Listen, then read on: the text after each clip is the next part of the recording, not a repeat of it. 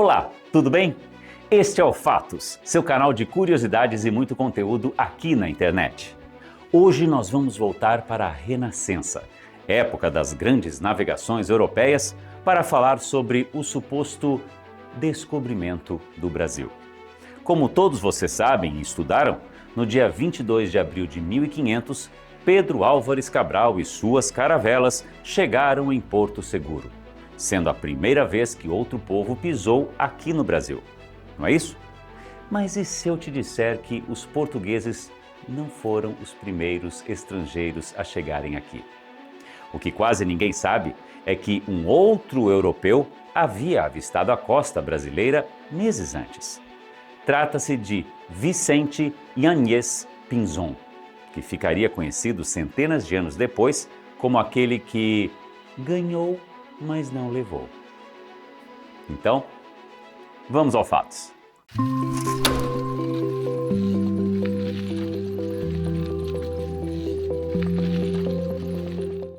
Mas vocês devem estar se perguntando, quem é esse tal de Vicente Yáñez Pinzón? De onde ele veio e como foi parar no Brasil antes de Cabral? Bom, vamos lá. Antes de mais nada, vamos fazer um esclarecimento aqui.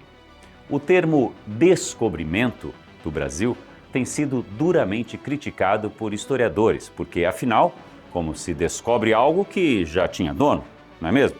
Dessa forma, eu vou falar descobrimento de vez em quando pela praticidade, só para ficar mais fácil, tá legal? Agora vamos falar de Vicente Pinzón e sua aventura em terras tupiniquins.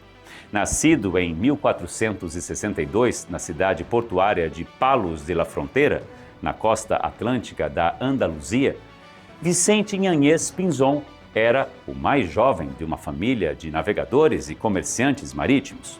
Seus irmãos mais velhos, Martín Alonso Pinzón e Francisco Pinzón, já eram experientes no comércio e na navegação, quando Vicente começou a se envolver nas atividades marítimas da região.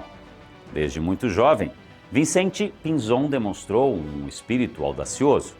Entre 1477 e 1479, ainda com 15 a 17 anos, ele já aparecia em documentos acusados de assaltar embarcações catalãs e aragonesas no Mediterrâneo.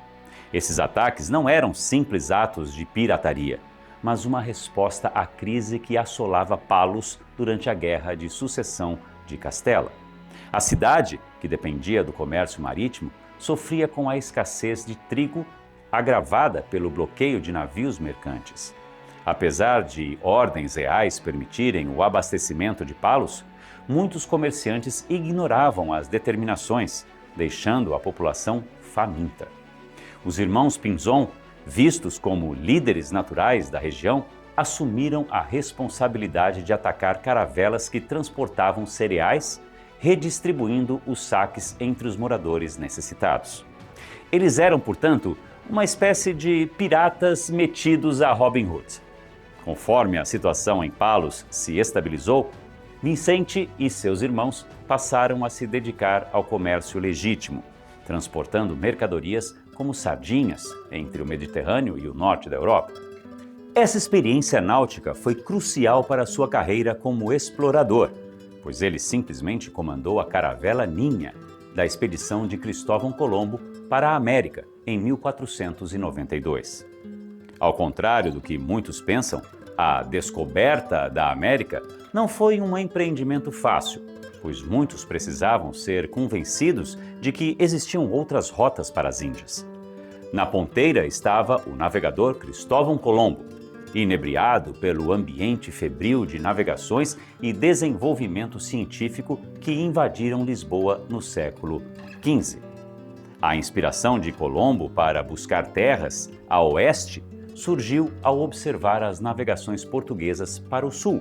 Embora citasse autores clássicos que defendiam a esfericidade terrestre e curtas distâncias atlânticas, Colombo provavelmente usou esses textos apenas para validar seu projeto posteriormente. Seus indícios concretos vieram de documentos herdados, com relatos de animais marinhos desconhecidos, depoimentos de marinheiros sobre terras ocidentais e observações pessoais das correntes atlânticas durante viagens. Mas para se aventurar no Atlântico, Colombo precisava de patrocinadores. Ele apresentou seu projeto a Portugal em 1485, mas o rei Dom João II recusou, pois os portugueses já sabiam que a distância para as Índias pelo oeste era muito maior do que Colombo estimava. Colombo então apresentou sua proposta para os reis da Espanha, Isabel I de Castela e Fernando II de Aragão. E lá se foram anos de convencimento, com os quais pôde contar com a influência dos irmãos Pinzon.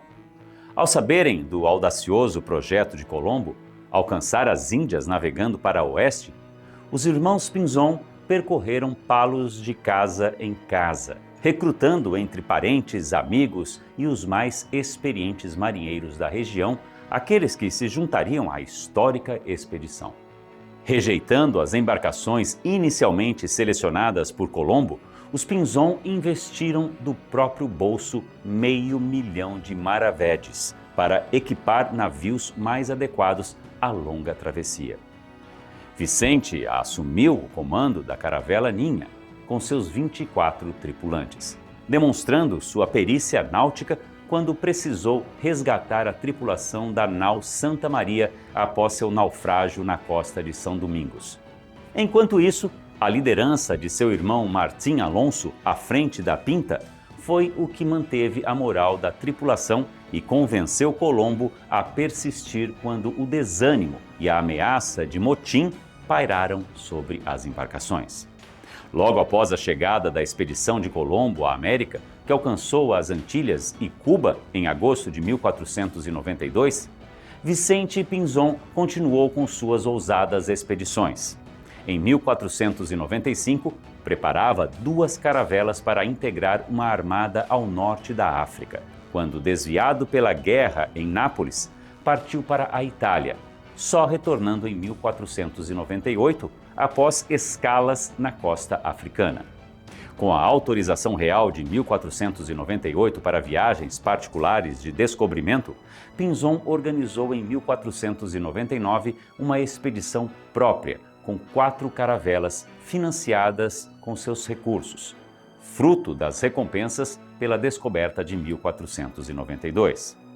A bordo, levou uma tripulação de elite, familiares como seus sobrinhos Arias Pérez e Diego Fernandes Colmenero, veteranos das viagens colombinas como os pilotos Juan Quintero Príncipe e o célebre médico Garci Fernandes, antigo apoiador de Colombo. O historiador Eduardo Bueno conta que, após fazer escala em Cabo Verde, no final de 1499, a frota de Pinzon partiu em 13 de janeiro de 1500 rumo sudoeste, buscando as terras continentais que Colombo e Orgeda haviam recentemente avistado. A travessia transcorreu normalmente até 21 de janeiro, quando, ao cruzar o Equador, uma violenta tempestade quase destruiu as embarcações. Paradoxalmente, os ventos furiosos aceleraram a viagem.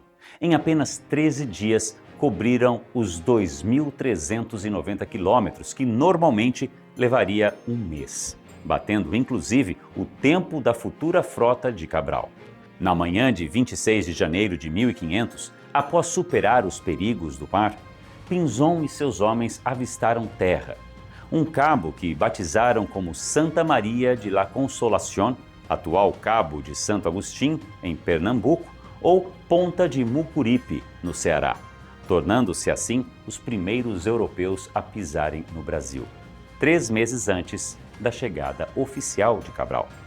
Após chegar ao Brasil em 26 de janeiro de 1500, Vicente Inhanhez Pinzon realizou uma série de explorações e enfrentou desafios significativos antes de retornar à Espanha.